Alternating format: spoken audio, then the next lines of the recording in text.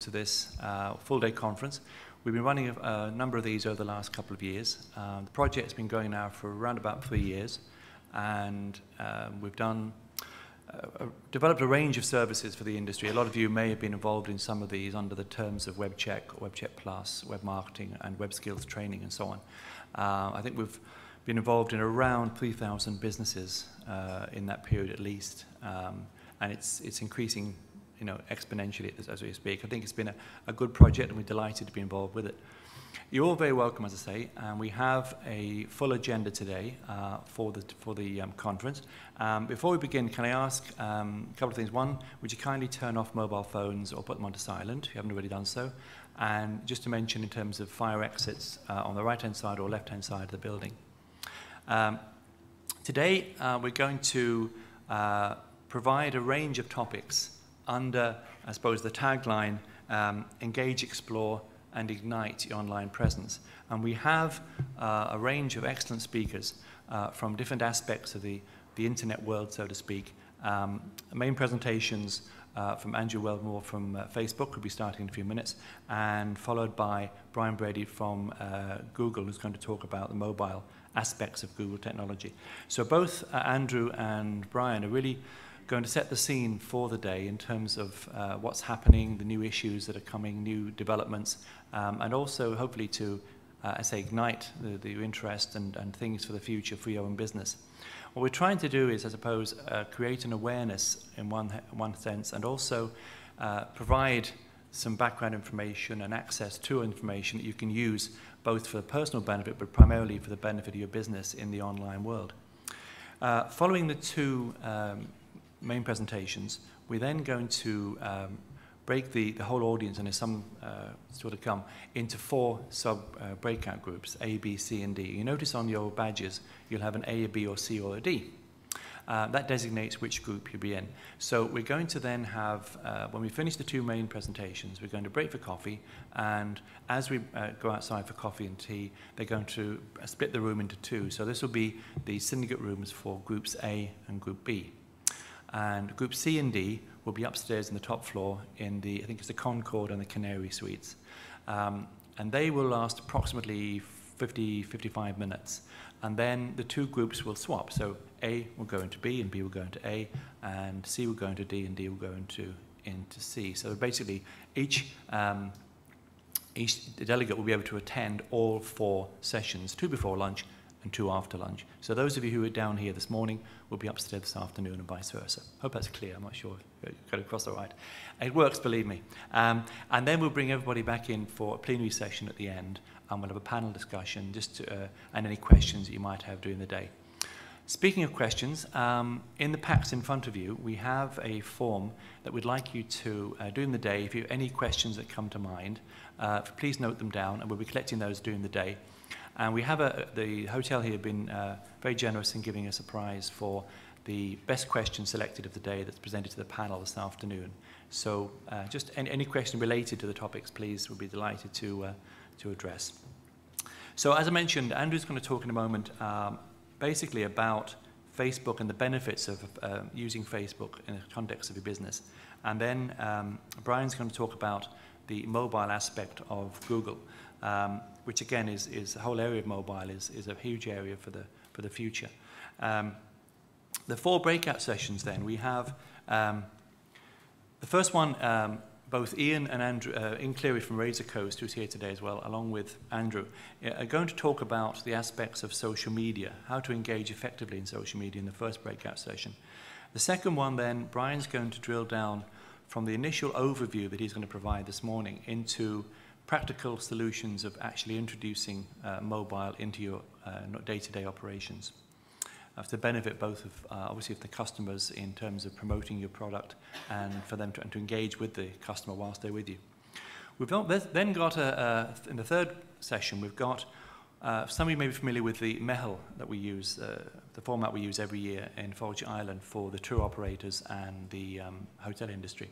We've taken a leaf out of their book, and we've developed a session where we're going to have a number of the providers of the booking engines and OTAs who will be in the room and be able to engage on a one-to-one basis for about 5 minutes at a time, and then move to the next and so on. So you'll have a chance to engage sort of intimately, if you will, with the booking engine supplier, and then you can move around. So that'll be one of the sessions down here. And we also then have 3 entrepreneurs who set up different businesses who are going to give sort of a brief case study of their experiences to date. Mark is going to look at the use of translations for internationalizing your website into multilingual formats for the international market. Michael is going to talk about Wicklow apps, so an app that's particularly relevant to tourism, these developed for the Wicklow area. And Cormac is going to talk about QR codes, quick response codes, something again in a growing area allied to the mobile technology. We're also going to have, which I've must mention, before we break for coffee, we've got a short session which is an overview of a new tool or matrix we've developed. If you're familiar with the Which magazine in the UK, where you can go onto their site and have a look at what are the top 10 washing machines and so on, and what are their features and attributes. We've taken that format and produced a matrix for the top booking engines and OTAs. So the information that they have provided to us, giving a range of their features, we then put into the matrix, so you can go on to the website, on our Facebook page, should say, and you can look at the different features, the different rates, the different aspects of each of those offerings, and compare them in a like format. So that'll be launched, and Jenny Taff from iZest, who's been involved in the development, along with my colleague Anne-Marie McGrennigan, are going to give a very quick overview of that a bit later on this morning. And again, they'll be around during the day, particularly during the breakout sessions, so you can have a look at that. And that'll be launched on our Facebook page. It's going live now today, so you can actually use that. Following the last breakout session I mentioned, we'll be bringing everybody back into the main room here for plenary session, just to go through the summary of the day and to address some questions to the panel. So I hope that you find the day interesting. Again, I suppose with any of these events, it's not just the presentations that you hear, it's the takeaways at the end of each session. So please take notes, and we've asked all presenters to sort of highlight or sum up at the end of the sessions the key things, the messages they want to get across. So leaving today, you'll have a few things to think about and hopefully go back and implement back in your own business. So once again, many thanks for joining us today, and I hope you find the day useful and beneficial. And I'll hand over to Andrew, who's going to start the day with his session on Facebook. Thank you.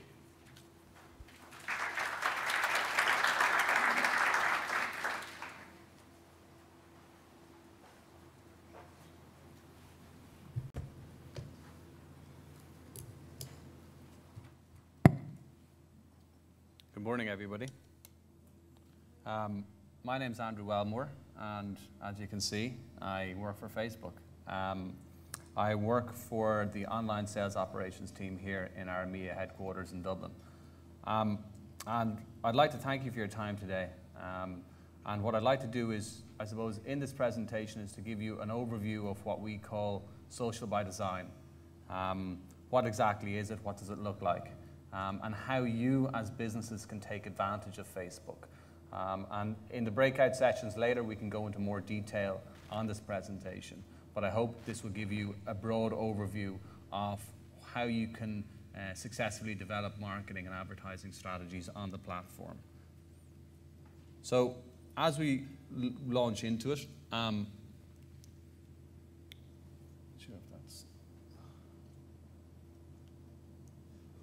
give me 1 second. I always like to kind of add a little bit of tension to my presentations.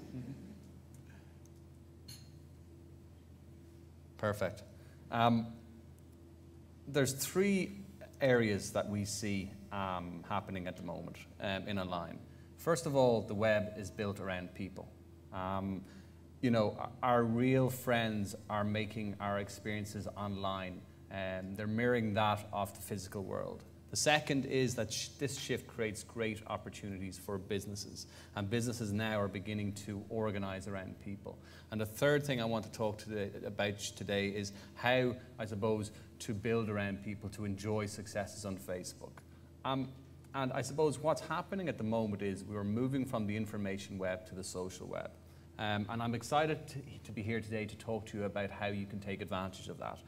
And a question I like to ask everyone is, has anybody noticed how their offline life is beginning to mirror their online life? I suppose it used to be really separate, but not so much anymore. People are connecting to those individuals, those communities, and to those brands that are important to them. And this is happening on a local and a global scale. And I want to ask you to take a look at this picture behind me here. And this is an aerial photograph taken in Bogota in Colombia in February 2008. And this, I suppose, revolution started from a Facebook group created by one student in response to FARC, which is the terrorist group in Colombia, which I'm sure you're familiar of, involved in kidnapping over 700 citizens, destroying infrastructure, trafficking drugs and arms. And over the course of a few months, this community came together to plan and stage a protest, which numbered over 12 million people in the major capital cities across the globe. And they shared content and news with each other and coordinated their efforts to stage this rally. And in this picture alone, there's over 2 million people, as I said previously. And this started out of one student's Facebook page, which is absolutely remarkable and really shows how people come together on Facebook and what we call social by design. Second example I want to show you is a T-Mobile advertisement that ran for a mobile phone provider. You may know of T-Mobile. And it ran in the UK, where commuters seemed to spontaneously come together and dance in Liverpool Street Station. People really, really took to this ad, and they formed a Facebook group around it. And as a result, some 12,000 people came together on Liverpool Street Station to recreate the advertisement and effectively shut down the station for the morning. Now, the interesting thing here is that most of these people probably take the same trains to work every day and do not talk to each other. Yet, on Facebook, they formed a community around a common goal and came together to recreate this scene. And again, if you look at the picture, this was a spontaneous group that converged at Liverpool Street Station and shut the station for a whole morning to recreate this scene. And I suppose from a personal perspective, you know, I ask my friends for recommendations. On a recent trip to Australia last Christmas, which seems like a long time ago now, I updated my status on Facebook. My friends told me that U2 were in town the same time I was there and that I had to go and see the concert. And I went and saw the concert, and I had an amazing night. So I took my friend's recommendation to do that, and it was a very positive experience. Second one, my brother, who's a really good, he knows his food. He's a foodie. He recommended that I go to a restaurant recently in Dublin called Coppinger Row, and I did, and I had an absolutely fantastic night. I acted on his recommendation. And this is what Facebook is about. This is word-of-mouth marketing at scale. For the first 15 years of the web, this kind of information was only possible by talking to people offline. What we went to the web for was information retrieval. We were looking for the weather forecast. We were looking for, cinema times.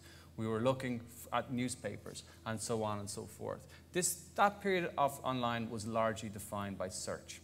During the first wave of the internet, we largely knew who we were looking for, and we went online to look for that information. But now, the web has been rebuilt around people. Increasingly, we go online as our real selves to interact with those people, those brands, and those communities which are important to us and form a very important part of our lives.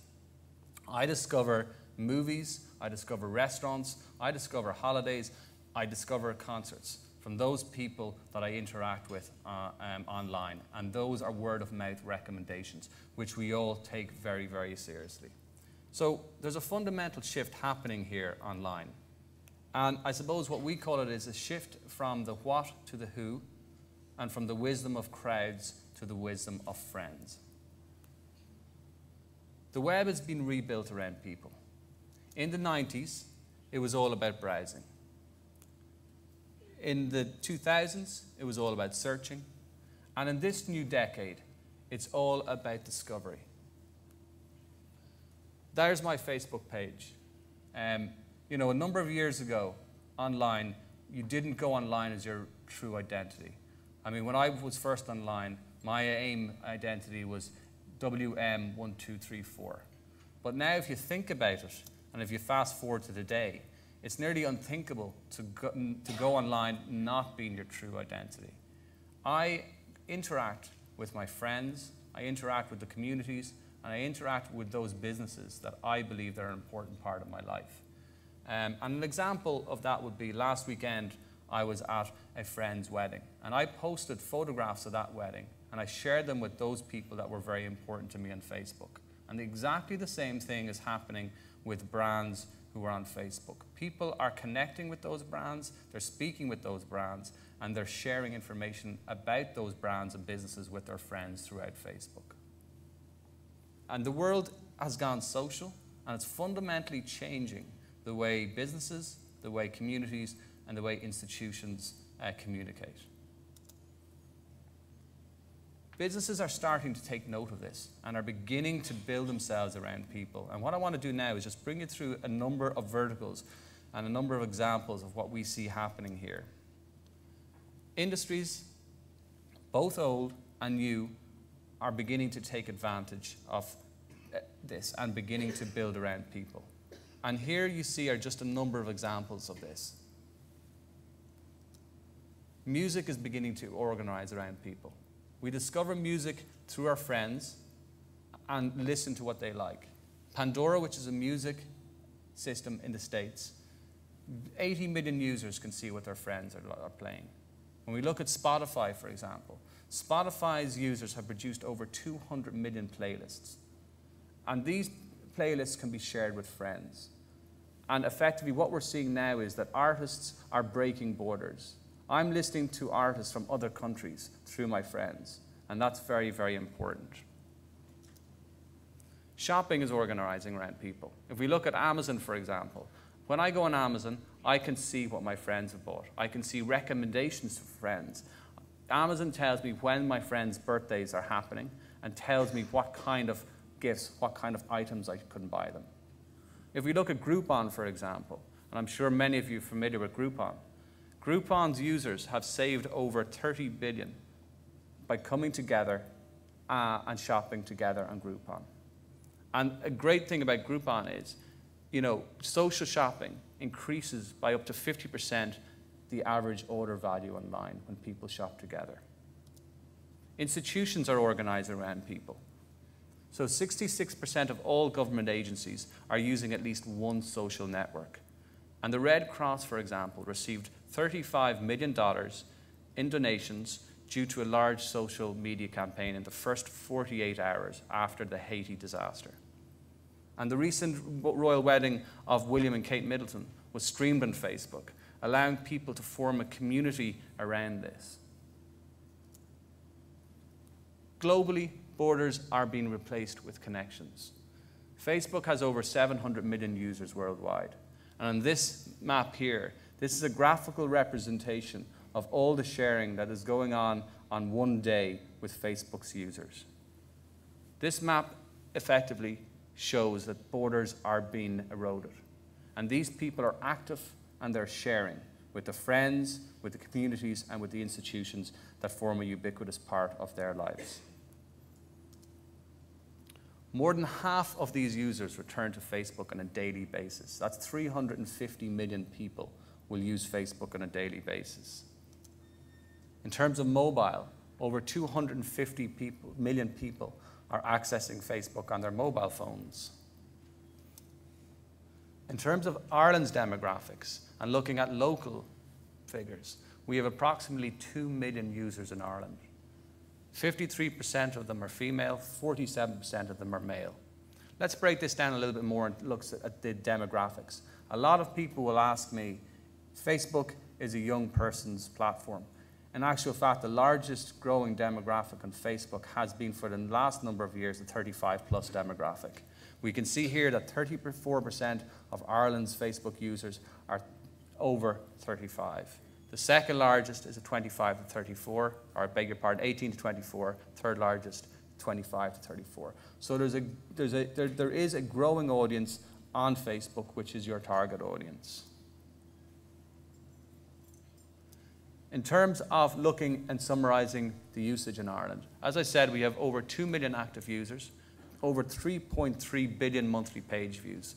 87% of the online population in Ireland is on Facebook. Over 65% of the users return to the site daily. And the average number of friends in Ireland a Facebook a user has, is over 160.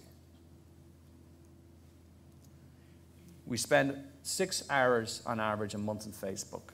We go on Facebook 24 times a month, and we use it. 86% of our users use Facebook on a weekly and 65% on a daily basis. That is huge usage on Facebook. So in the third area, I'm just going to run through how you can build a presence on Facebook. And what we look at is there's 3 elements. Getting started on Facebook is simple. In 3 simple steps, your brand can have the page and the beginnings of a vibrant community that allows you to engage in authentic two-way communication. The 3 basic steps to getting started are build. Build a page and acquire the first set of fans. Second, publish and engage with your fans. And third, amplify your message with ads with friends and sponsor stories. When we look at pages, pages provide a way to make meaningful contact with your audience. They allow you to engage in two-way communications with your customers. They give you an opportunity to engage in a deep relationship with your audience by putting up videos, by putting up great content about your brand, about your service. They allow you to extend your reach. When your fans interact with your content on your page, their friends will see it, and thus begins the virality of Facebook. In terms of creating a page, this process is quite simple. Log in as a user, click advertising on the bottom of the page. Click pages in the left-hand side column and create a page.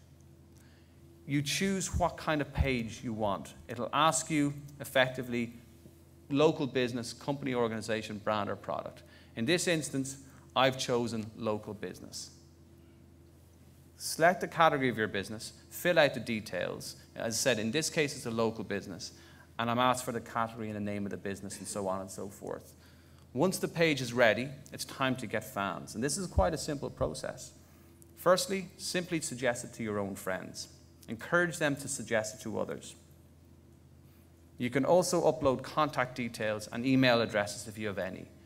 If you have other databases, you can import them and you can invite these people to become a part of your Facebook page.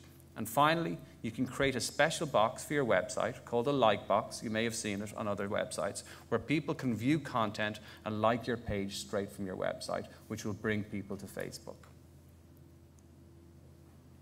And this is how it works. And this is what we call the viral aspect of Facebook. When I like a piece of content on your page, my friends will see that. They'll like that piece of content, they'll interact with that piece of content, and their friends will see that. And thus begins the virality of Facebook. And that's how you get reach on Facebook. And that means putting up interesting content on your page. So when we look at the value of a fan, and I have an example here. If we look at the discoverireland.ie's Facebook page, they currently have 10,673 fans. Based on an average friend count of 160, they have a potential audience of 1.7 million users in Ireland, which is absolutely huge. Ireland has a total population of 2 million. So if they post something on their page and their friends interact with it, they have a potential audience, as I said, of 1.7 million, which is absolutely huge. And this is word of mouth marketing at scale. In terms of when you have your Facebook page established, it's important to pace yourself. A lot of people will ask me, well, what kind of content should I put on my page? How often should I put that content on my page? The important thing to say is start off very slowly and look at your promotional calendar, for example. Look at when the important times and the important promotions in your marketing schedule are going to happen, and coordinate your Facebook page updates with that. This is just an example of a conversational calendar, is what we call it. So for example, on a Monday, you might have a weekly promotion update. Then on a Wednesday, you could have a status post. And then Friday, you could feature a customer photo. And it's something as simple as that. And we have an page analytics function which will outline what posts are popular with your users, so you can really focus in on that content which is rich and which is relevant to your users. Keep it simple. Make the content eye-catching, universal, and easy to consume. I have 2 examples here. DiscoverIreland.ie, great update, very straightforward, telling the users exactly what's happening. In terms of Eli Wine Bar, which is around the corner from Facebook and somewhere I frequent quite a lot, again, a very effective page post. Looking for something to do in a 20-second? We've got just the thing. Taste over 70 wines alongside artesian beers, ales, and ciders. Fantastic. There's a call to action there. I'm curious. And that received great interaction, certainly from my friends who went along to that event. Interact with fans. That's really important. Don't be scared of your fans. Don't be scared of negative feedback. Negative feedback is good because you would prefer your fans to be telling you how they perceive your brand and your business rather than them talking to it about your friends. You can act upon that and you can address that. In this instance, I've looked at Clontarf Castle's page. And you can see here is they've asked their friends and they've asked their fans, are they coming to the castle soon? And you can see there's great interaction between the fans and the hotel. This creates brand loyalty. And it creates that richness in terms of connections between your brand and between your consumers. And nowhere else in media can you engage in this two-way dialogue and this two-way communication. Take advantage of your emails. Put your Facebook page's address and all your promotional activity on your emails, throughout your marketing mix as well. It's surprising the amount of people who don't do this. And this really generates a lot of activity in your Facebook page. Promote your page offline. Use your page and Facebook as a part of your promotional strategy. For example, you could put your Facebook page on business cards, posters, brochures, customer feedback surveys, and look at your offline advertising. Look at what you're doing in magazines. Look at what you're doing in local press. Find us on Facebook. Put that everywhere. That will bring people back to your Facebook page, and you can continue the conversation with your audience and with your customer. And this is the great thing about Facebook. Analyze, adjust, and optimize. We have reports in our tool which will tell you exactly who is interacting with your content. In this instance, and I'll come over here, I hope you can hear me, we have demographic and geographic stats. So you can know and you can see who is on your page, where are they from, what countries are they from, where are they being referred by. We can see here, this tells you who's interacting with your posts, what posts are proving popular with your users. So therefore, you can really hone in on that valuable information that is of benefit and of relevance to your users. This tells you exactly who's interacting with your content, which is very, very rich detail.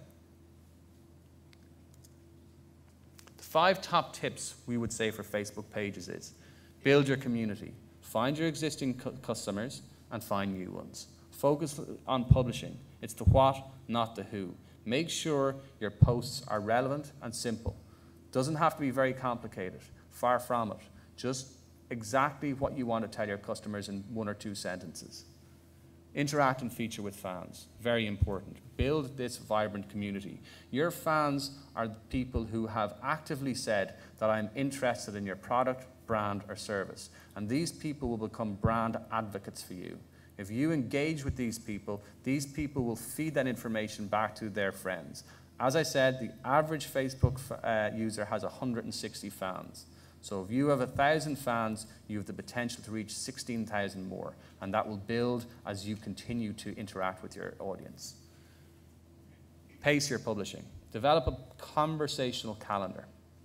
Don't spam the user. Start off simple and build it from there. Look at your promotional schedule. Look what's happening, for example, over a quarter or over 6 months. As we get into Christmas, what's happening in the run-up to Christmas? What important promotional events have you got? And link your updates into those as well. Experiment, measure, and adjust. This is testing. Like any new media, you have to test it. You have to see what works. And don't be scared to experiment. Use our page analytics tool to tell you what is interesting to your audience. And then you can really focus in and, as I said, hone on that valuable, that rich information for your users. So the next area we look at is Facebook advertising.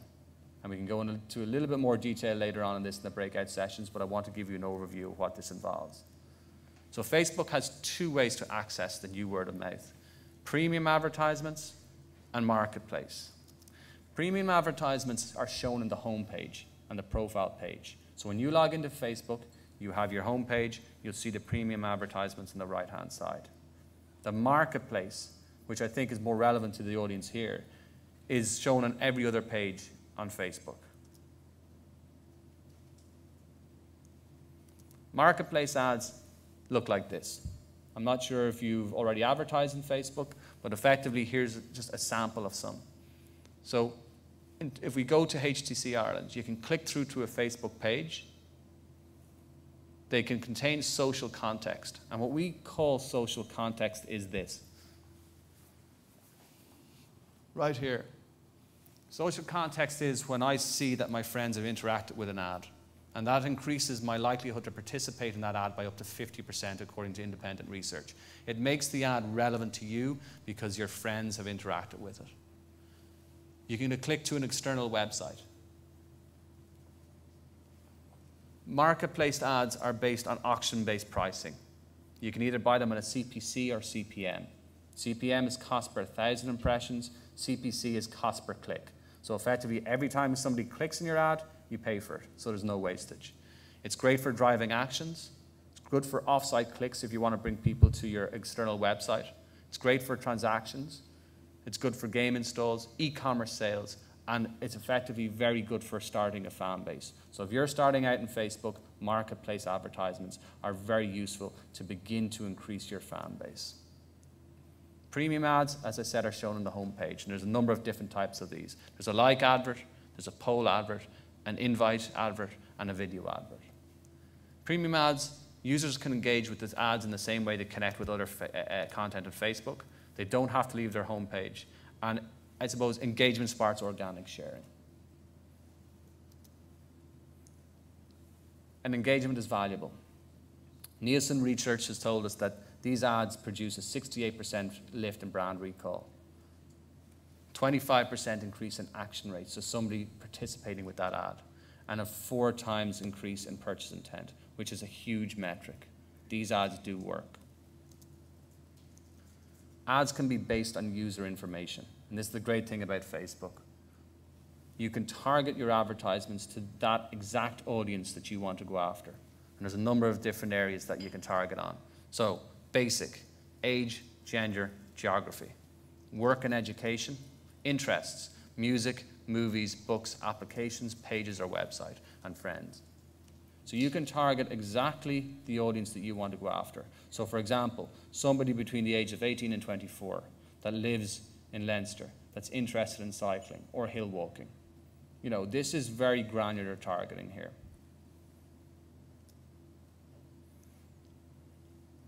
We have a new product recently launched in the marketplace called Sponsored Stories.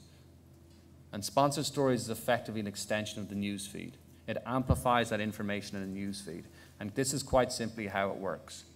So for example, if David likes a brand or uses an application or checks into a location, a story is generated then in David's news feed, which people may or may not see. The news feed is a very dynamic place. There's a lot happening in the news feed. And sometimes you may not see everything. But sometimes, as a business owner, you want to make sure that that content is amplified and people see it. And Sponsored Stories does that.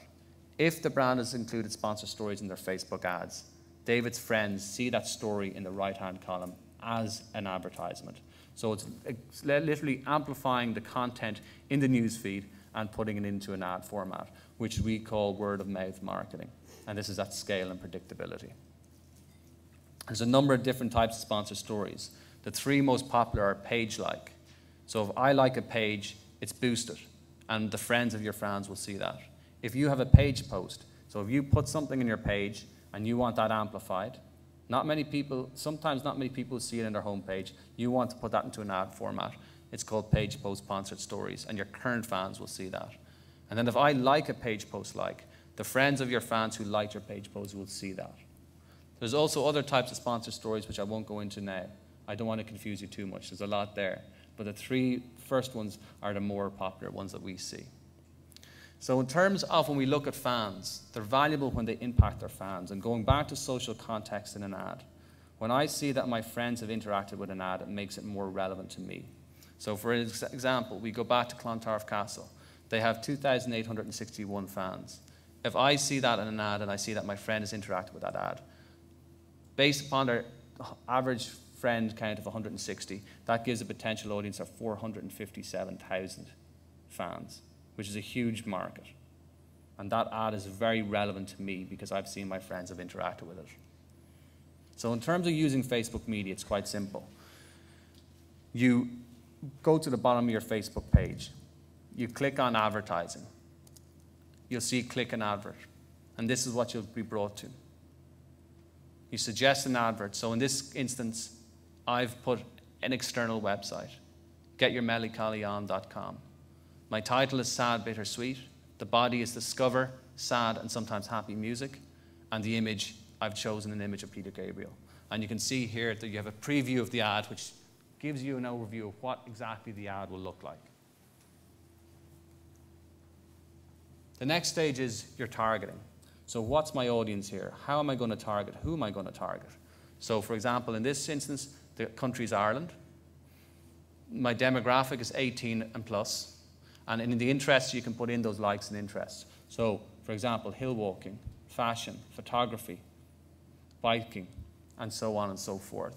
And then you can choose the demographics, male, female, single, in a relationship, and so on and so forth. Then you come to the third area, which is the budget. And this is quite simple. You have your campaign name, and you choose your budget. So in this instance, I've chosen a €3 daily budget, and you can spend as much or as little as you want. And I've chosen to pay pay-per-clicks, and there's my max bid. Effectively, the system will tell me what I should be paying per click. And it's as simple as that. And you place order, and that's done. In terms of sponsored stories, exactly the same. You choose sponsored stories, you choose this type. There's the estimated reach. It'll tell you what size your audience you're going to go after. Give you a preview of the ad. And there you are. In terms of Facebook ads, this is the new word-of-mouth marketing. And it's twice effective as ads without social context. So if you see two ads here, one, I don't see my friends interacting with it. The second one, I do. And that will increase my participation in that ad by up to 50%. As I said before, this gives you a 1.6% X in brand recall, 2x lift in message awareness, and 4x lift in purchase intent. These ads are very powerful and they work. So when we look at the 5 top tips that we give to people in terms of Facebook ads, focus on targeting. Who is your target audience? Who do you want to reach? Our tool is very simple. It's very straightforward. Use multiple creatives. As with a page, test what works. Use compelling imagery. Like stay away from logos. For example, if you have a hiking company or a hill walking company or an outdoor pursuit center, look at taking a picture of mountains. Look at taking a picture of canoes, for example. Look at those emotive images that are going to basically capture people's imagination. Simplicity. Keep it straightforward. Clear ads result in interested users. See, as I said, what works in terms of copy. Keep the text very, very straightforward. Incentivize users and include a call to action. Give users a reason to interact with your ad. Ask them a question. For example, if you are running any discounts or special offers, users absolutely love that. So, for example, would you like 50% off hill walking this weekend? We've seen huge interaction rates with that. Final area I want to talk about is Facebook platform. And there's a number of areas here that I want to go over. The first one is custom applications. On your Facebook page, you can build very customized applications which will allow you to do a huge amount on your Facebook page. And I suppose rather than explaining about it, I just want to show you an example of what Delta Airlines have done on their Facebook page. And anybody can do this. If you have somebody that builds your website and has that technical background, they can build you custom applications. So on Delta's page, effectively, they have an inline booking page. You don't have to leave Facebook page. You go on this custom tab on their Facebook page, you go onto this booking engine, and you can book your flights inline on Facebook, which is very user-friendly. Meteor, for example, you can top up on their Facebook page in terms of your credit. Again, very, very easy to do. And it's in line. It's less friction for the user. They don't have to leave Facebook, which is a very positive experience for the user.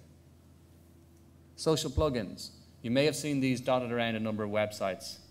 The like button, for example, is one of the more popular ones. So I've just outlined an example here of Leinster Rugby. I was on this site last night. Obviously, I'm interested in rugby. I'm looking at the World Cup. I came upon Leinster's rugby site. At the very top of the site, and you can see here, I saw the like button. I clicked on that like button, and what that basically did, it registered my interest on the website, but it brought the website back to Facebook. This appeared in my Facebook newsfeed. Andrew Wellmore likes a link, and it tells a little bit about the site. That's easy to do. That's literally just inserting one line of code into your website, and that basically will put a like button on your website. But what that does is it brings your website back to Facebook. It makes your website more social, and it really builds that community. Here's another one. For example, in the hotel we're in today, on their website, they have a live feed, which effectively makes their website social. I can like the hotel, and I can see then what's happening in their live news stream. And again, that's one line of code that they've inserted into their Facebook code. And I can see which of my friends have interacted and liked this hotel as well, which effectively makes it more social and more relevant to me. And then there's native applications. And these applications are on Facebook. You don't need anybody or don't need a developer to build these out. There's a poll, there's an event, there's photos, and there's a video tab. And these are all functions on your Facebook page. And these effectively create interactive ways to engage with your audience and to really create that two-way communication with your consumers. And there's insights. We have insights for every one of our areas in Facebook. So we have ads insights, page insights, and platform insights. And ad insights tell you and give you an overview of your budget, your reach and frequency, and your ad's performance. What demographics have liked your ad, how your ad is performed in terms of reach and frequency. Your page insights we spoke about before, and your platform insights. And effectively, these track all your likes, your comments, and shares in your website as well. So you can know exactly who is interacting and how they're interacting with all elements of your Facebook strategy. And finally, I just want to talk quickly about Facebook deals. Facebook deals is when somebody checks in your physical location. So effectively, you reward consumers when they check in on Facebook. These generate in-store traffic, they generate buzz among friends, and they build loyalty. And you can claim a place in Facebook, which is your physical place. You can run deals on your place. So when somebody comes into your physical location, they can see and they can search for deals in your area. And when they check in, they can show you this deal, and you can redeem that. It is a huge way to create brand loyalty. Deals encourage people to share their social experiences. They create incredible word of mouth for businesses, and they build long-lasting relationships with consumers. I don't want to go into detail on them now. We can talk into them about in the breakout sessions later, and I'll be here all day to have conversations about this area as well. Certain types of deals, there's loyalty deals. So for example, if you're a pizza store, you can reward your most loyal customers and offer a deal after a certain amount of check-ins. This really encourages people to come to your store location. Friend deals. This encourages consumers to bring their friends to a location. So if you have 5 or more people, for example, that check into a location, you can give them, for example, 20% off a meal. There's charity deals, which give back to the community and incentivize users to check in by offering charity donations. So in this particular instance, Starbucks donated $1 per check-in to Conservation International. So to finish up, the next steps for people here are, First of all, create your Facebook page and claim your place. Promote your page both offline and online to build a fan base. Publish relevant, interesting content to fulfill your business objectives. Interact with your community and grow your business with Facebook ads. Thank you. And I'm just going to leave you with a short video that hopefully does a better job than I have done explaining Facebook. How do you build your business? You work hard to establish a brand. You strive to meet your customers' needs every day. You listen to their feedback and develop meaningful relationships with them. You welcome their referrals and grow networks. But how do you reach more people and still build authentic relationships? What if there was a way to engage all your customers anytime? What if it was easy to foster a strong community around your brand? Your customers are on Facebook every day. It's an essential part of their daily life. They engage with each other, sharing their passions with like-minded individuals. They join in conversations and continuously discover content that is meaningful to them.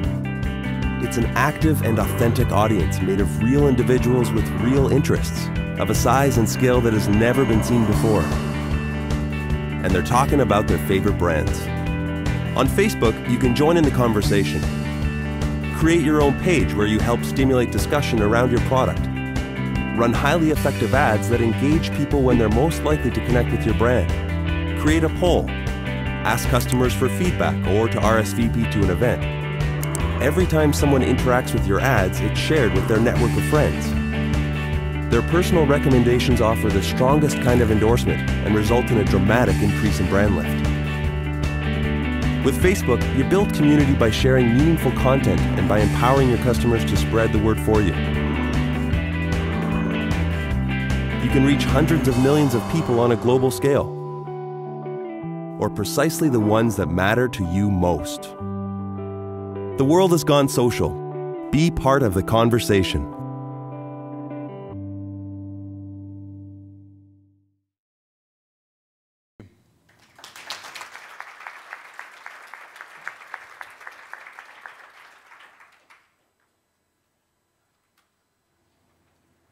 Thank you, Andrew. That was a very interesting presentation. A lot's happening in the Facebook world. And as Andrew said, business is built around people.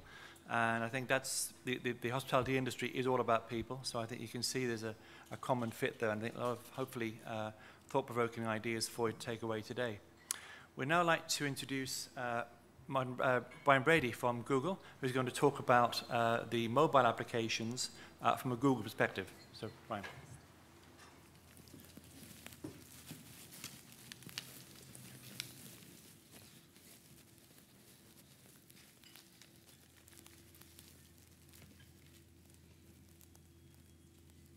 Good morning, everyone.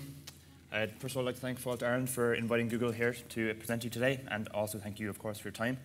As I've been introduced, my name is Brian Brady, and I work in the mobile specialist team here in Google, and I have been here for the last 3 years. And I suppose, hopefully, what I'm hoping to impart from today's presentation is to give you an insight into the learnings that we've taken from what's developing in the mobile landscape currently today on a global and a local level. And hopefully these insights will help you to engage with mobile platforms and leverage it for your business, because we see mobile as being a key platform that's going to be developing over the next few years, and hopefully you'll be able to incorporate this into your business strategies to help drive more business and custom going forward. So first, I'd just like to maybe start with going quickly into how far have we actually come in the past year. My colleague Marius Smith gave a presentation here last year and speaking of how mobile was very much an emerging business. And I think we've been saying for the past few years now, this is the year of mobile. And I think people have got a bit fed up of us saying this is the year of mobile. But we're pretty confident that it actually has happened now. So if we're looking at seeing where the mobile world is standing at the moment, there are currently 1 billion mobile users. There are 5 billion mobile phones in the world, and 1 billion of those are connected to the mobile internet. This time last year, that figure stood at 500 million. It's already doubled in a single year. So that shows, first of all, the exponential growth that we're already starting to see in this space. If we look a bit further on, though, we can see one of the major trends. Mary Meeker is an analyst in Wall Street for Morgan Stanley, and she's widely regarded as one of the 4 thought leaderships in the world on mobile. And maybe a bit disrespectfully, she's called the godmother of mobile. and maybe in the most unfortunate nicknames. But what she made a prediction of last year in Q1 of 2010 was that smartphone sales would outpace PC sales by 2012. Now that's a pretty important prediction to be making. I think it's first of all important and quite significant because smartphones are a relatively new technology. PCs have been around for many decades now and we all have one. But second of all, I think it's incredible because she actually got it wrong. She's the leader of mobile technology thought leadership in the world, and she got it wrong by a full 2 years. Smartphones actually outsold PCs for the first time ever in Q4 of last year. A full 2 years before she predicted, and a mere 9 months after she made the prediction. So stop for a moment now and actually think, what's the importance of this? What this actually means is that going forward, globally, for the vast majority of people, their smartphone will be their primary, and for many, their only means of connecting to the internet. Meaning for many of your businesses here today, if you take web bookings or people are interacting with your brand on the net, going forward, they will be doing this on a mobile phone. In fact, looking at how we are seeing this predicting, we're seeing by 2013, there will be more mobile internet phone users than desktop users. So this represents a fundamental shift in how people are going to choose to interact with your brand, and indeed are going to view your brand through the mobile lens. And it's really imperative, therefore, to start planning for that day now and understand how can you interact and engage with these customers, and hopefully how can you convert them to end users making purchases with your business. A quick analysis then on some of the main countries that we see where the growth has been exponential. Looking at this here, you see obviously Italy and Spain have actually produced the most mobile penetration in terms of smartphone. But the UK has been growing rapidly, and rapidly at pace as well. And I'll show you a few more statistics on that in a moment. But what we're seeing is that when people do use the mobile internet, they're starting with a search. In fact, 50% of people, once they open the mobile internet, they're actually beginning this with a search. So this again proves that it's imperative to be able to be found. Andrew's mentioned how obviously social plays a massive aspect in building a conversation. But when people are looking for your brand and they're looking for a service such as travel, it really is imperative that you're going to be able to be found from this medium.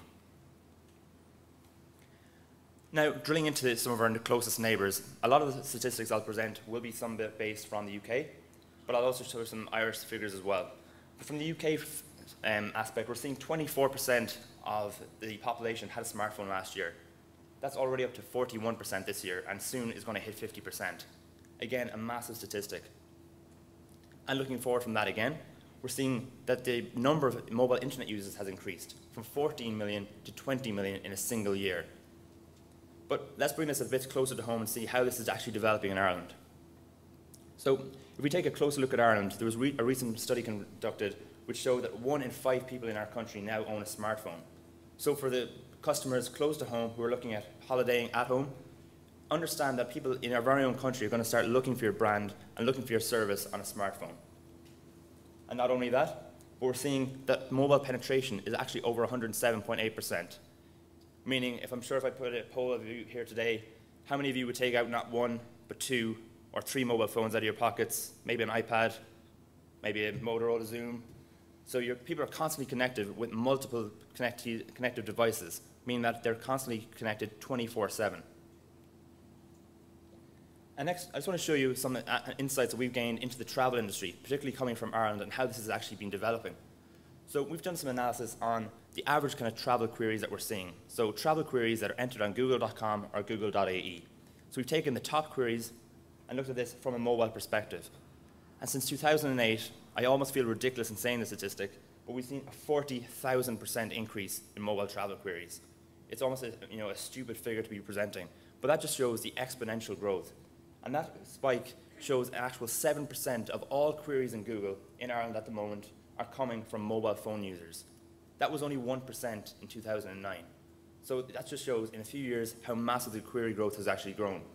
And a few interesting things to point out in this graph, if you can bear with me. The date ranges might be quite hard to see, but I'll just actually try and walk you through it. This initial peak here that you're seeing is from Christmas in 2010. These two little spikes you see here was when the ash cloud hit in Europe. People stuck in airports, flights were cancelled, and we saw a massive rise in people searching on mobile phones because of their sole means of trying to arrange alternative modes of transport. And these two spikes, Christmas Day and New Year travel planning, all from a mobile phone. And this again, we're seeing set to increase in 2012. Next, so I just want to take you through some analysis from a travel perspective from around the globe and how many actual companies are trying to make use of the mobile platform. So one company is Priceline in the US, and I thought this is very informative information to share with you because it shows how people are interacting with mobile and how companies are solving a unique need and problem for businesses. So what Priceline found was that 82% of people on a mobile phone booked within 1 day of arriving. That compared against 45% of people on desktop. So first of all, that shows that mobile has an immediacy. It's urgent, and people tend to book closer to the time. What they also found as well is that 58% were within 20 miles of their hotel. In fact, 35% were within 1 mile.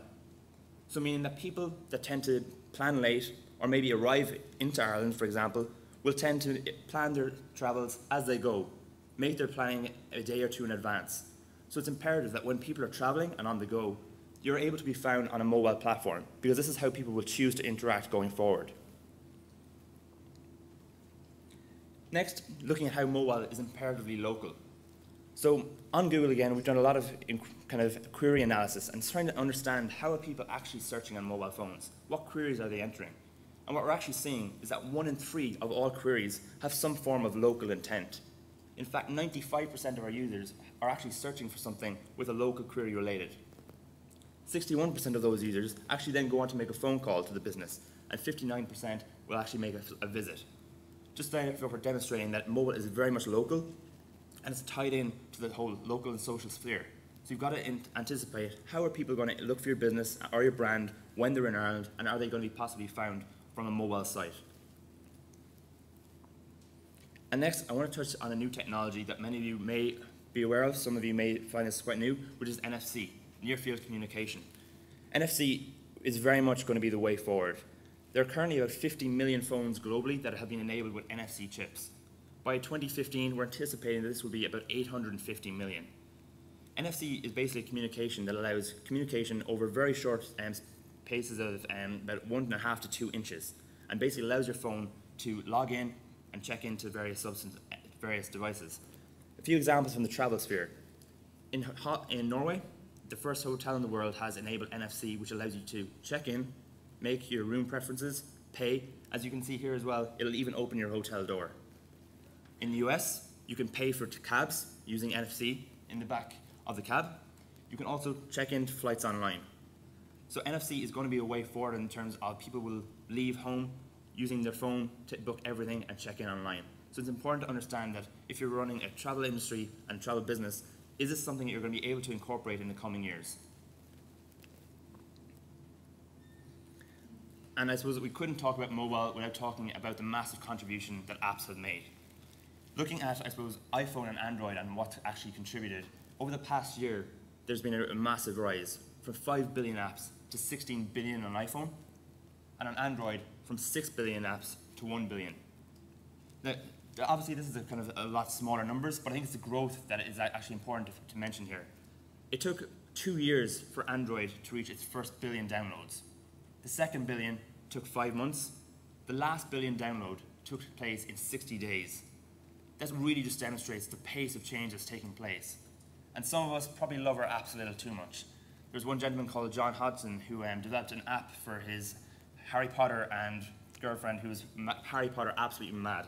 And he made her a quiz of Harry Potter in an app, who played Harry Potter, what was the first movie, and the last question, you guessed it, will you marry me? So if that's not love and romance, I'm not sure what is. But it just shows that apps really are proliferating our daily lives, but it's also showing that people are engaging with apps. And if you can build a memorable and engaging app experience for your users who are loyal, it will be a new way for you to get customer retention and grow your business. So that's, I guess, a very much top-level kind of report of the state of play in mobile ecosystem at the moment. And what I'd like to take you through now in this section of the presentation is hopefully an understanding of how consumer behavior has changed over time. How are consumers engaging with their mobile phone? What are the purposes are they using it for? And how can you then take these learnings and implement it for your mobile business strategy? So I'd like to play you a quick video.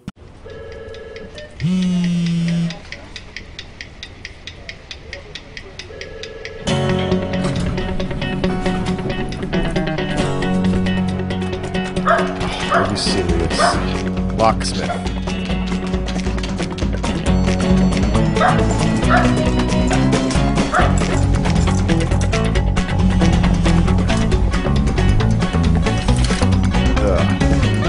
How to remove gum from fabric. Sitting in gum is no fun.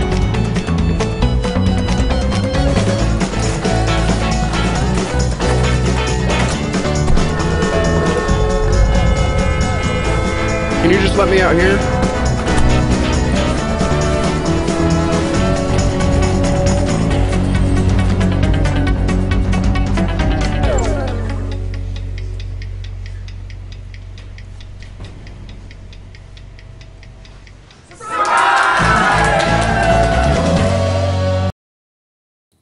So that's just a very quick highlight in the average day of how a person can actually use their phone, be it from being locked out of their house and needing to actually gain access. They can't access their phone, home phone, so they need to use their mobile phone to call a locksmith, getting directions, and again, very pertinent to the travel user. Once they arrive in Ireland, how are they going to use their smartphone, even when roaming?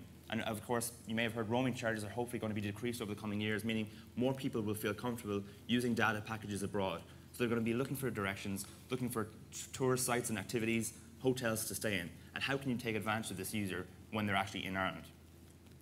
But coming on from that, what we'd like to take you through is the average town. This was a study conducted by Google and the MMA in the UK, but since the UK and Ireland exhibit very similar behaviour patterns, I think, and since the UK is slightly more advanced, it would be interesting to take a look at this because this is what will be happening in Ireland and is already happening to a smaller scale, but will be developing at a lot more greater degree in the coming months and years.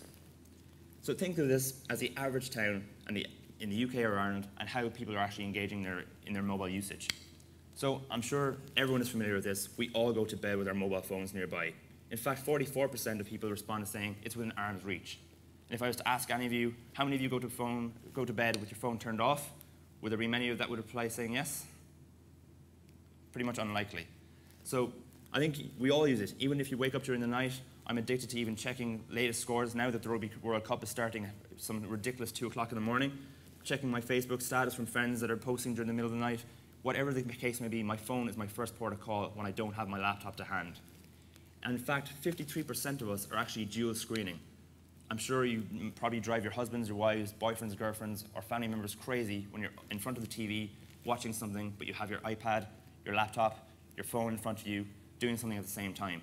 And it's this kind of multi-dual screening that's taking place, which is allowing you to interact with your brands. So think of how this is actually going to impact on your kind of offline and online communication strategies. If you're running TV campaigns, people will be looking at for your brand immediately after seeing it. If you're running press campaigns, people will be turning to their mobile phone, using QR codes to scan, looking up your brand while they're actually reading this. So think of how you can incorporate your multi-channel strategies into one seamless integrated communication plan. But not only this, 65% of us are actually using our phones to kill time or free up time on our commute to work. So this is the only place this couldn't be is probably North Dublin, since the North Lewis line is probably being scrapped. But if we're looking at where we're actually going from, we can start seeing that people are actually using this, either listening to music, playing games on apps, or actually consuming content, or in many cases, doing activities that would free up time during the rest of their day. Looking for car insurance, booking dentist appointments, or booking and researching holidays for their next break away. So think of it as when people are away from their laptops, they're using their mobile phone for constant connectivity. And if you're not in a position to be found during the space, then you're potentially going to miss out on them when they do turn to their laptops later in the day. Because that funnel is about being connected at all points and touch points during the day. And I hope this really highlights what I'm trying to talk about here, is the whole aspect that mobile is very much complementary to your desktop strategy. We've done an awful lot of analysis on when people are conducting searches and on what platforms. And what we see is that mobile is very much complementary to desktop. What you're seeing here on the blue line is mobile search queries, and the grey line is desktop. And what we tend to see is that mobile queries tend to peak early in the morning when people are on the commute to work. That then dips off, and then the desktop queries rapidly increase as people reach work from 9 a.m. onwards. Interestingly enough, come lunchtime, 1 p.m., desktop queries drop off, but people take their phones with them. So we see an actual rise in mobile queries during that time. And again, during the afternoon, when people leave work, desktop decreases, and mobile increases on the commute home, and again in the evening. So it just really shows that it's a seamless transition between desktop and mobile, and people are inherently choosing mobile to use when they're away from their PCs. And again, just hopefully illustrates the point that you really need to be considering, are you in a position to be found by mobile users? And if so, does your current mobile site offer a seamless transition? Or is it proving difficult for users to make a purchase on your current desktop site from their mobile device? Again, and I'm sure your bosses might not be very happy with this, but 91% of us tend to use our phone during work, again, during downtime. So again, proving the point, when you're away from our desks at lunch hours or during breaks, we're constantly turning to our mobile phone. And not only that, in the health area, we're also seeing a massive growth. Again, this could be a doctor's surgery. The only place this probably couldn't be, again, is Ireland. I think the graphics team did a fantastic job on this slide, but they put a lot of Audi R8s into the actual parking lot. So I'm not sure if this is a very much Irish economic system here at the moment. But what we're seeing is that in the surgery rooms and waiting rooms, 26% of us actually use smartphones while we're waiting. Gone are the days when people would read a Hello magazine from the 1980s or a leaflet to try and give up smoking. People are actually turning to their mobile phone for information. In fact, there are now 200 million mobile phone health apps available in the marketplace. Things that will range from taking your pulse to helping you monitor your diabetes. There's even one now that's been developed to help diagnose cancer at an early stage. So this is just showing that actual mobile health is kind of converging with our mobile usage. And it just proves the point that people will be turning to their mobile phone as a mission and life-critical situation. Also in the element is finance. So we're seeing in the UK, 12% of all our queries are actually coming from mobile phones. And 1 million people in the UK are actually using this for mobile banking. So again, people are more comfortable in choosing mobile banking, and it means they're more comfortable in making purchases from their smartphone as well. I'm not sure if many of you here have the same dilemma as I do, but I have a godmother who constantly gives me checks for my birthday and for Christmas. And I hate cashing checks. I try and avoid going to the bank whenever I can. So oftentimes I don't actually even cash them. It's only 5 or 10 euros, so I'm not missing out too much. But the point is, I just can't be bothered making that effort. In the US, they developed an app where you can take a photo of the check, send it via the cloud to the server, which cashes your check and clears it straight away. You can rip the check up and move on, never having visited the bank. Again, this is proving that once this seamless transition takes place, mobile is going to be the way and platform that's going to move forward people in terms of e-commerce and how they can make business decisions. I mentioned NFC a while ago and how it's going to be impacting on the travel sector. And I'd like to take you through a new product, which is Google Wallet. Google Wallet is a means of NFC communication, which will allow people to use their mobile phone to actually make payments. People tend to leave home today with their mobile phone, their wallet, their keys. In the future, it's quite conceivable that we will be leaving home just with our mobile phone, because our mobile phone can be used as a key to unlock our door. And now, going forward, it'll be our means of making phone calls and searching, but it'll also be our means of paying for things, because you can load on your credit card details and make payments.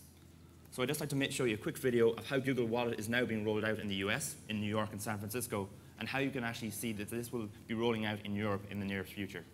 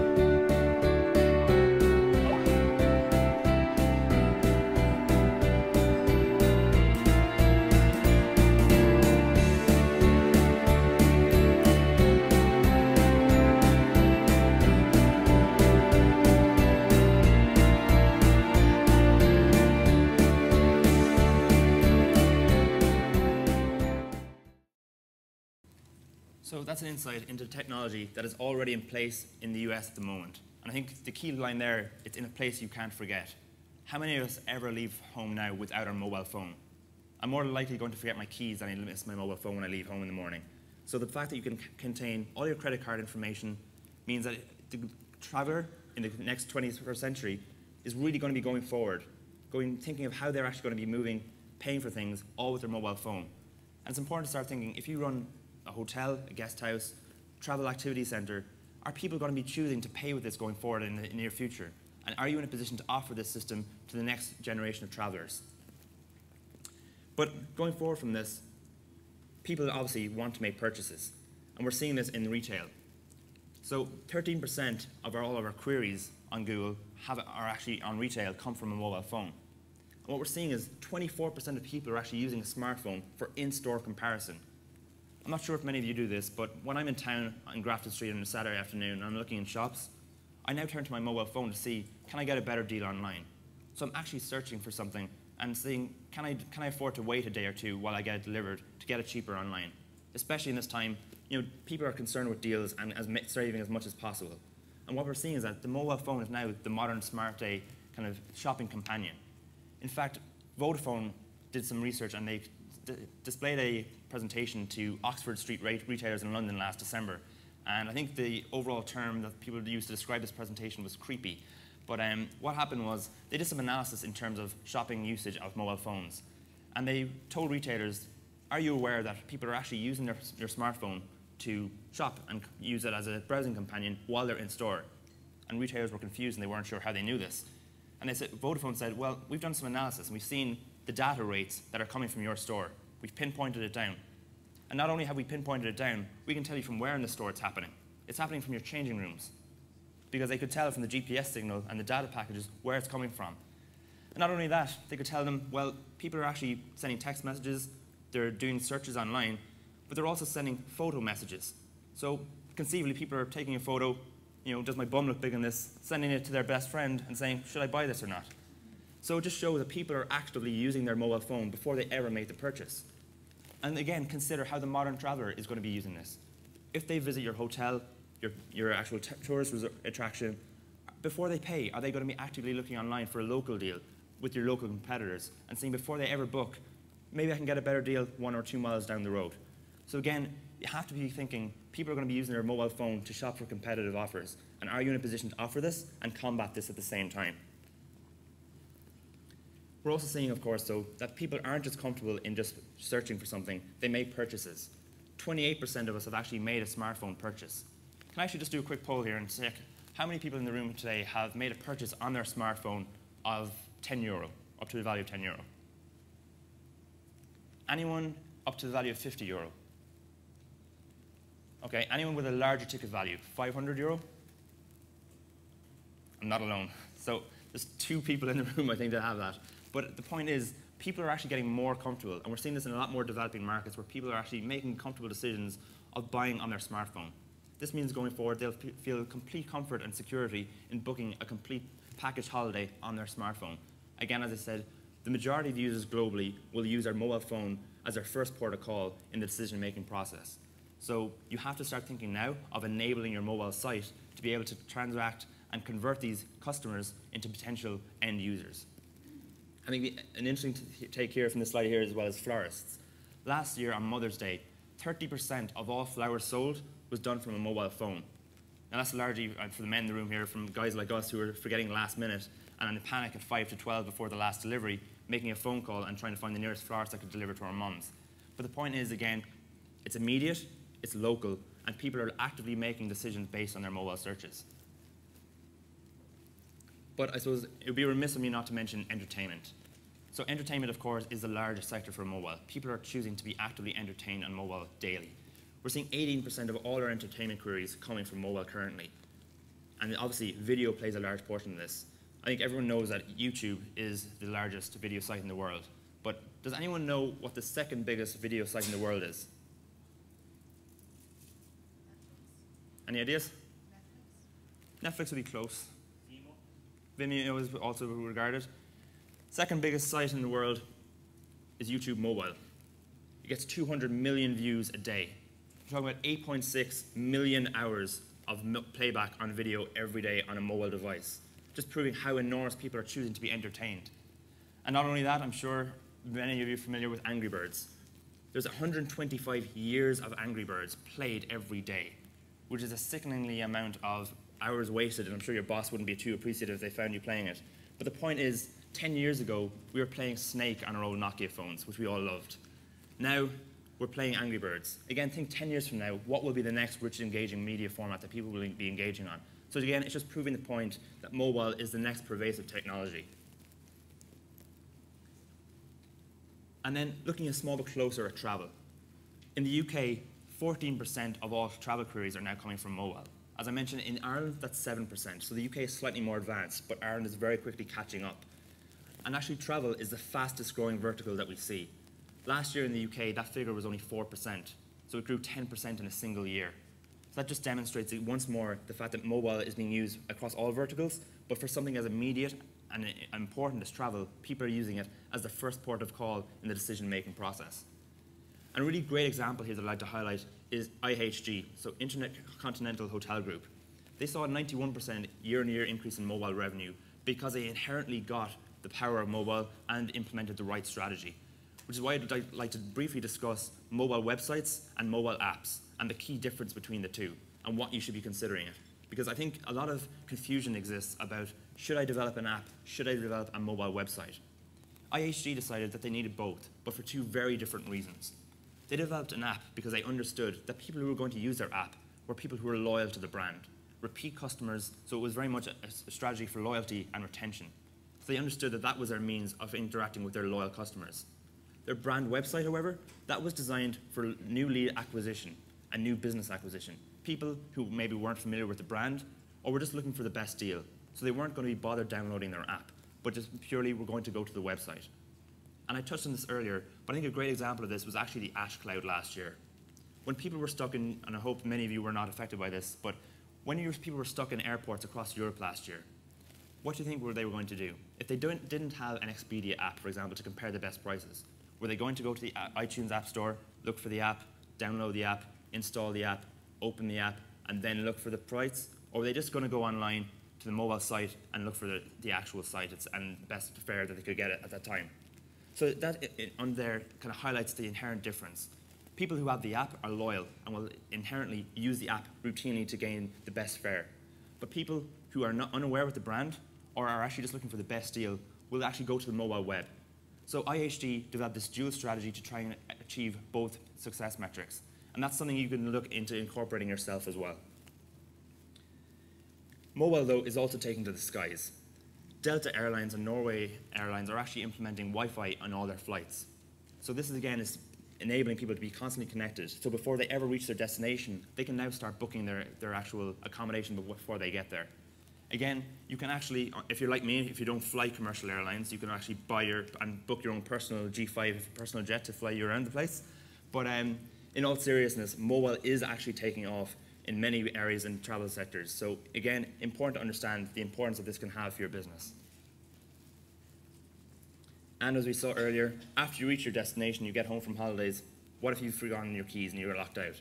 Again, your house phone is locked inside, your laptop doesn't have access to Wi-Fi, but your phone can use its 3G signal, call a locksmith, and help you get in. But this brings me to the kind of whole crux of the matter. And what we're seeing is that only 17% of companies actually have a mobile site, meaning there's a massive disconnect between what people are trying to achieve and what you are actually achieving. So people are trying to look at your brand, they're trying to interact with your brand, and they're looking at your brand through the mobile lens. And in many cases, they're having a negative experience. And what this will tell them is that I'm trying to interact with this brand and this company, but they're not providing me, the user, with the best experience possible. So you could actually be damaging a brand when a person is actually looking at it through the mobile web. So you need to start considering, do I have a mobile strategy? Our chairman of the board, Eric Schmidt, actually recently said that if you don't have a mobile strategy, you don't have a future strategy. Because there are two states of being in the world now. People are either asleep or they're online because they're constantly connected.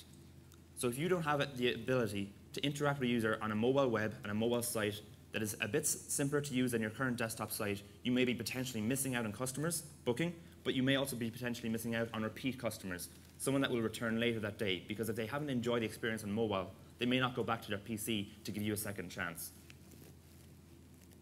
And of course, the last element and ingredient on mobile is cloud computing. It's not a personal phone in your pocket anymore, it's a personal supercomputer, because you have a processor in that phone, but you also have the ability of cloud computing. So servers operating remotely, processing the data you're sending, and taking a lot of the heavy lifting, and actually computing everything for you. So I suppose I'd like to finish with a quote from Elvis, which would be a little less conversation and a little more action. So there's a few kind of takeaways that you should be really taking from today that I'd like to kind of hopefully leave you with. The first would be to develop and integrate your mobile strategy. As we saw from Priceline earlier, they understood that the mobile needs is very different to the desktop needs. People might be in immediate need of booking a hotel room. They may only be staying 1 or 2 nights, but understand that the mobile needs are different. So are you in a position to integrate this? What is your goal? Is it a brochure download? Is it lead generation? Is it to make a booking online? And are you making and facilitating that need? Is it easier to complete on a mobile phone than your current desktop site? And are you going to develop something to engage with that user? Next, build your mobile destination. I really can't stress this enough. It might be an app, it might be a mobile site, or like IHD, it might be both. But consider developing this destination now. Hopefully the data I've shown is enough to convince you that mobile is the way forward. People will be using it more, and it is going to be the means by which people will be choosing to make consuming actual services and products. And next, connect with your users. Andrew has also already mentioned how you can connect with users on Facebook. You can also do this, of course, through the means of search. With Google, there's a few main formats, and we can go through this in a lot more detail in the breakout sessions. But when someone is searching for your brand, or if they're searching for a travel service or product, are you in a position to capture that? So we have a few formats like click-to-call. So if someone wants to make a call straight to your call center from an ad format, they can click on a number and get taken straight through to the dial tone where they can reach you. Or if you have an app and you want to promote that, you can actually run that with a click-to-download feature, enabling someone to download it straight from the ad. Or our new format, which is called hyperlocal. Hyperlocal is using the unique capabilities of the phone. So if someone does a search for a nearby hotel, let's say someone's searching for Carlton Hotel and they're in the Santry area, we'll be able to detect where that user is based on their GPS signal or their IP address or their cell tower signal. And once we can detect that, we'll be able to show their relevant ad, but we'll also put up a map with their markers showing them where they are and how far they are from the business and how to get there, actually driving footfall to your place of business, which is a really powerful metric. And lastly, it wouldn't be Google without being a small bit nerdy and saying mobilize your business with data. If you're currently running Google AdWords, or if you have Google Analytics or any third-party analytics package on your site, you have a wealth of information to understand how mobile users are searching for you, how they're reaching you, and what they're doing once they reach your site. What pages are they most interested in? At what part of the funnel are they dropping off? Or what part are they opting to skip to just to make that purchase booking? If you have that access to information, that will provide you with a wealth of knowledge in terms of understanding the consumer journey and how you can interact with them and hopefully convert more of them to paying users. So if I could leave you with one last thought, is to do this now. Don't put this on the long finger. It is an emerging technology and it will be an important part of your business. And hopefully I look forward to talking to you more throughout the day. Thank you.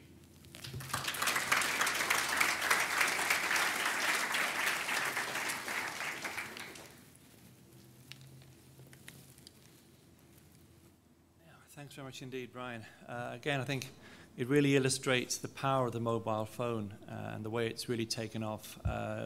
When we had this conference last year, we introduced, to a certain extent, the concept of QR codes, which we're going to drill down into later on. And they were sort of in their infancy in Ireland. I think they're beginning to take off big time. And I think all the different issues that Brian's mentioned, the different applications, the ways in which the mobile is being used more and being embraced, I think really does hit home, and I think you need to think about currently, one of the key issues I think is, do you go for down the road of developing apps, or do you go down the road of developing a mobile accessible website? And as you mentioned, one group have gone down a dual strategy that may be for you, or you may decide one over the other. So it's something which I think people have to really think about now, because people are using, travelers, tourists are using the mobile phone more and more, and I think that's something which you really need to take on board. Our next session is really to introduce or launch today our booking engine comparator. As I mentioned, it's a matrix we put onto the Fortune Island Facebook page, and it's really about comparing the key attributes and features of some of the top OTAs and booking engine companies. So I'd like to introduce Jenny Taff from iZest and my colleague Anne-Marie McGrenigan, who's going to give a brief overview of the system and also to give you sort of a run through of how it operates. And they'll both be here during the day, so any questions you might have about it and how to access it and how to use it, please feel free to approach them. So over to you. Thanks. Morning, everybody. I'm just going to take 5 or 10 minutes to talk you through the new booking comparator. So we've spent the last 3 or 4 months working with a number of the direct booking engine companies and the OTA providers to come up with hopefully a very user-friendly and practical tool that you'll all be able to use. So just to start, I'll use this here. Move on. We have decided to set this particular tool up on the Facebook page for the web check. So literally if you go to facebook.com/web check, you'll be able to access all of this information, which has literally just gone live. So as you could see from the previous slide, we do have 2 different types of comparators within the tool. One is looking at your direct booking engines. So these would be the booking engines that actually power your own websites. And then secondly, the OTA comparator is obviously looking at different OTA providers and giving you a comparison of their benefits and features so that you can actually look at them at a glance and compare a number of providers at very, very simply and quickly. So looking at, as you can see there, if you just go onto the web check page, and maybe if some of you have laptops with you today, you can do that during the day. And as Stephen mentioned, myself and Anne-Marie will be here in the breakout sessions so that we'll be able to actually give you a live demo if you would like during the day today.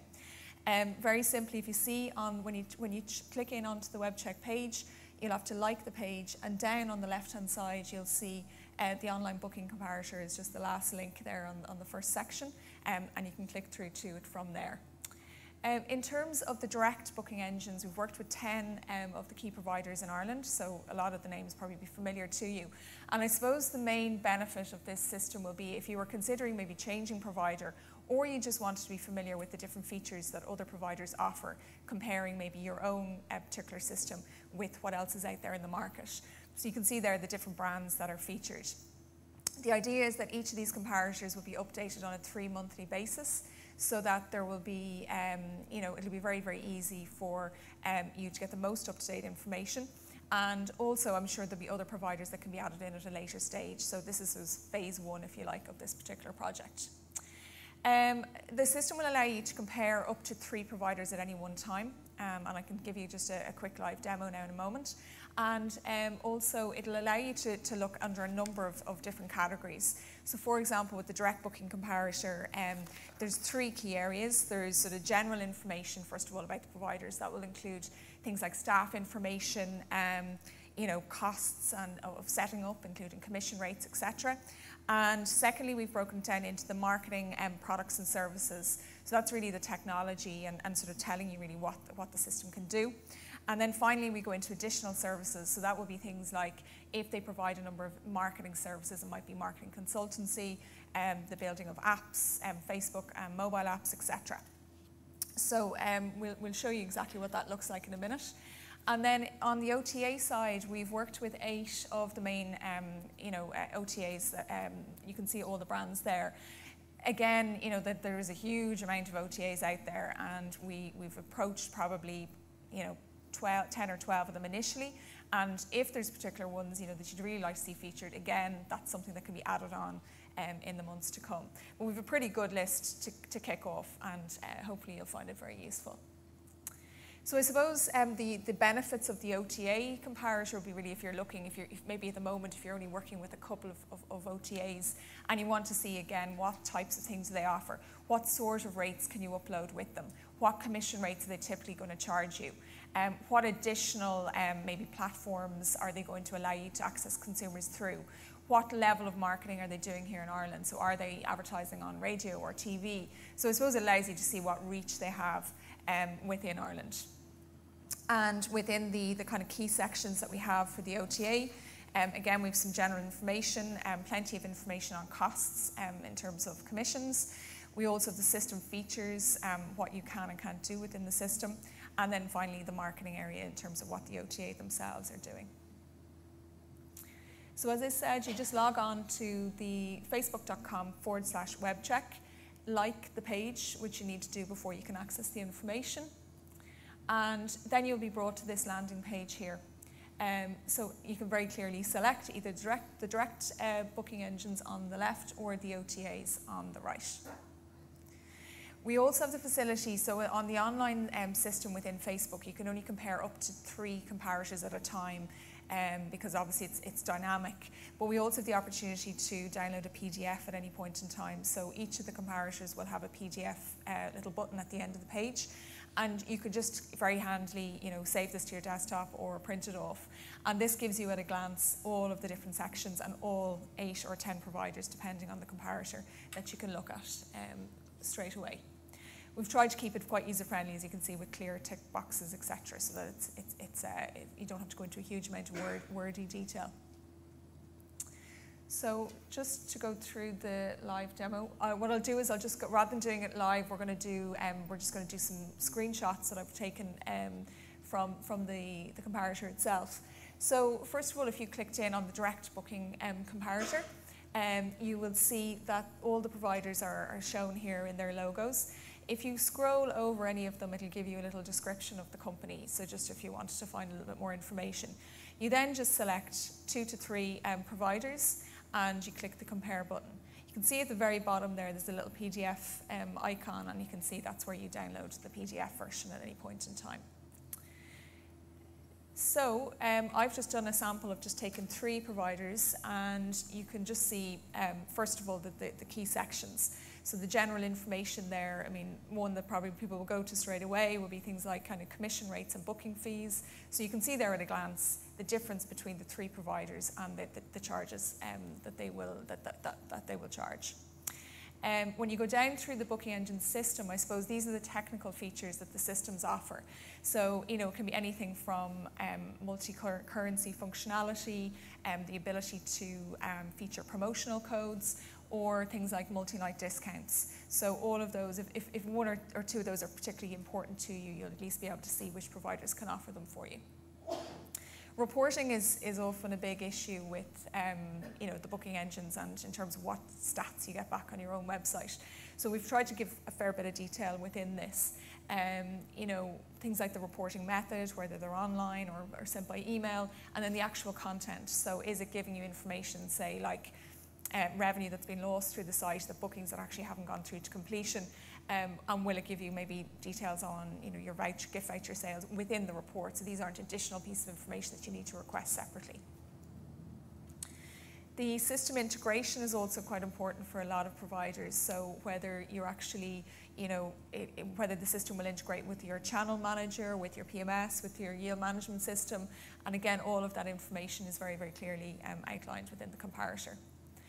The additional marketing products and services, a lot of the booking engine providers now operate their own websites or may give you access to affiliate channels. So rather than just saying, right, I'm Hotel X or I'm a B&B and I want to have a booking engine, but also I'm interested in the reach that this provider can give me. So do they operate their own OTA essentially? Do they operate any affiliate programs that I can access? So maybe I can get access to hundreds of other websites through an affiliate program that they have set up. All of that information will be provided there.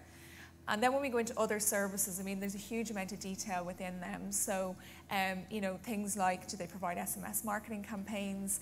Will they build me my mobile site or my mobile app? And just allowing you to see whether those options are available to you. Again, at the end of the page, you can clearly see that there is a little PDF link, so you can download the full comparator. When we go into the OTA version, it's exactly the same. You select 2 to 3 providers, and at a glance, you can see exactly all the results for them. So, things like, we ask questions like, how many Irish or client-facing staff do you have? So, what is the attention level that you'll get from, these companies if you're working directly with them? Will you have an account manager? Will there be somebody to go to if you have an issue? The costs, obviously, it's, that's a big thing for most, accommodation providers, knowing exactly what commission rates they are charging. Some of them, they're kind of a bracket, and obviously, it does depend on particular promotional activity that's happening. But they should give you a very good guideline in terms of what you should expect to pay. I think one area that often can be unclear when you sign up to an OTA is whether what the customer payment terms are and what the payment terms to yourselves are. So again, we've outlined those within here. So when you're getting paid, what the customer's been charged, whether it's a deposit up front, whether you have to charge everything at the end of the customer's stay. Again, that's very, very clear. The different types of cancellation methods are also listed, and the types of rates that you can put up there. So do they have bespoke packages? Is it all just B&B rates? Is there advanced purchase option, for example? So again, they are all very clear there. In terms of some of the features, again, is it just within English? Is there multiple payment options? And then the reporting system, again, whether it's an online option, whether it's email, whether you can pull down reports at any point in time. And then finally, looking into the marketing section. So, what sort of marketing are these OTAs doing to your customers? How are they going to get more customers in? Because obviously, the more customers they have, the more potential that you have to do business. And then also, how are they communicating with them on a regular basis? So are they actively using Facebook and Twitter? Are they sending out regular newsletters? Or is there any other types of communication that you should be aware of? And then finally, we just asked them to spec out what their plans for 2011 are in terms of marketing channels in Ireland. So again, you can see there very clearly that there's the opportunity to download the full PDF of the OTA comparator. So I hope that gives you a quick overview of what this tool can do.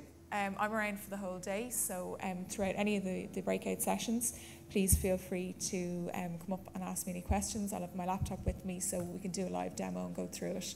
If you have any suggestions or recommendations in terms of additional information you'd like to see in the future, please let us know, because we want this to be a dynamic tool that will be added to and improved over the coming months. Thank you very much.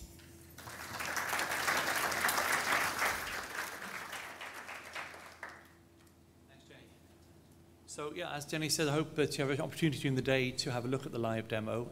It's going live. It's live now on our Facebook page. And as Jenny mentioned, any recommendations, comments would be welcome, because obviously it's a brand new tool we're launching, and we hope that we can tweak it and improve it and add to it as time goes on.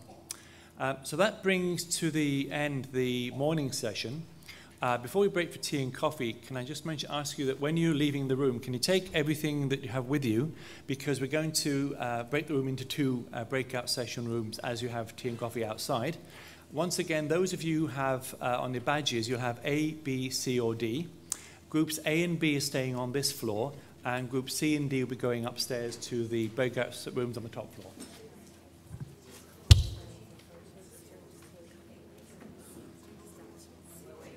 Okay, what announce it there? Yeah. Oh yeah, okay. Okay, we're just saying that we're going to have some photo calls outside, so there's one or two people we'd like to ask to participate in that, and we'll organise that outside in a moment. So once again, if you could bring with you all your possessions. As I mentioned, Group A and B are staying on this floor. Group C and D are going upstairs to the top floor. After the first breakout session, you'll be swapping rooms. C and D upstairs, swapping across the corridor. A and B are down here. And then after lunch, Group C and D were down here, and Groups A and B upstairs on the top floor.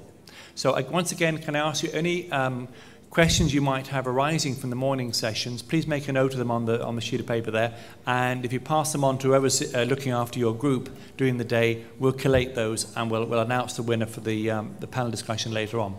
Thanks for your attention, and enjoy a cup of tea and coffee outside. Thanks very much.